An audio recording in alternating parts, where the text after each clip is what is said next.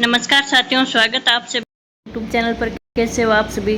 तो देखते हैं कि 8वें वेतन आयोग में अब 12 साल की नौकरी के बाद मिलेगी पूरी पेंशन।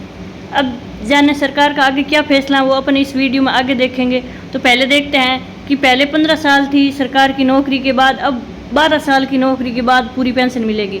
पहले अगर कोई नौकरी कर रहा है तो वो 15 साल नौकरी करेगा, उसके बाद उसको पेंशन मिलेगी।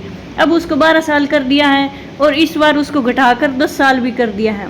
अगर जिसने 10 साल नौकरी कर ली है उसको अब पेंशन मिलनी शुरू हो जाएगी। वो भी कितनी मिलेगी कि 7,500 पेंशन मिलेगी। कम पेंशन नहीं मिलेगी, ज़्यादा ही मिलेगी। पहले तो 1,000 रुपये थी, अब 7,500 कर दिए हैं। अब 8वें वेतन आयोग में बहुत ही कर्मचारियों को लाभ मिलेगा। जो रिटायर्ड कर्मचारी है उनको बहुत लाभ मिलेगा। अपन आगे बढ़ते हैं वीडियो में। इससे पहले वीडियो को लाइक, शेयर और सब्सक्राइब जरूर करना आप। अब आगे देखते हैं कि सरकारी कर्मचारियों एवं पेंशन भोगियों के लिए 8वां वेतन आयोग एक बड़ी खुशखबरी लेकर आ रहा है। यानी 8वां वेतन आयोग है वो सरकारी कर्मचारियों के लिए अब एक खुशखबरी लेकर आ रहा है। इस आयोग की सिफारिश से लागू होते ही वेतन और पेंशन में अच्छी खासी बढ़ोतरी की उम्मीद है। खास बात यह है कि इस बार कम्यूटेड पेंशन बहाली की अवधि 15 साल से घटाकर सिर्फ 12 साल करने का प्रस्ताव सामने आया है, जिससे लाखों रिटायर्ड कर्मचारियों को समय से पूरी पेंशन मिल सकेगी। अब 8वें वेतन आयोग केंद्र सरकार की ओर से हर 10 साल में कर्मचारियों की सैलरी और पेंशन ढांचे में बदलाव व सुधार के लिए गठित किया जाता है। 2016 में लागू हुए 7वें वेतन आयोग के बाद से ही नए आयोग की जरूरत महसूस हो रही थी। कई कर्मचारी संगठनों और पेंशनर्स की मांग पर केंद्र सरकार ने जनवरी 2025 में इस नए आदेश को गठन को मंजूरी दी, जिसकी सिफारिश से 1 जनवरी 2026 से लागू होने की संभावना है। कब लागू? 1 जनवरी 2026 से लागू हो जाएगी। इससे करीब 49 लाख सरकारी कर्मचारी और लगभग 68 लाख पेंशनर्स लाभान्वित हो गए।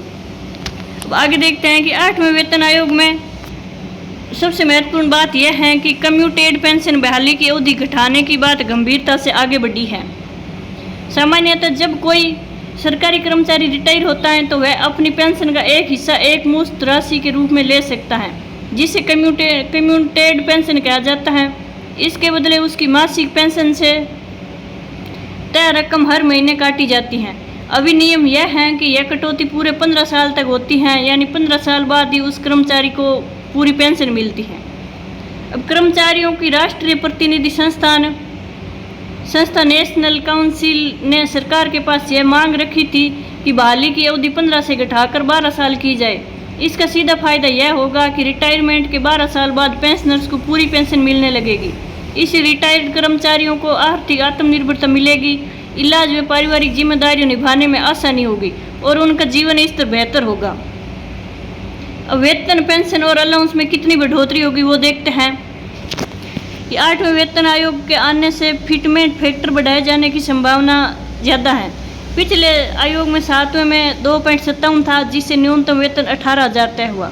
अब यह फिटमेंट फैक्टर 2.28 से लेकर 2.86 तक जाने की उम्मीद है, जिससे न्यूनतम बेसिक सैलरी तकरीबन 41,000 से 51,000 और न्यूनतम पेंशन 20,500 से 25,000 तक हो सकती है।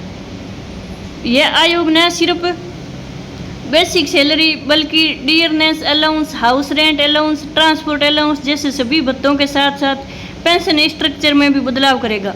पेंशनर्स को इसका सीधा लाभ पिछले फिटमेंट फैक्टर से मिले बढ़े हुए पेंशन के रूप में मिलेगा, जिससे उसकी आर्थिक स्थिति और ही मजबूत बनेगी।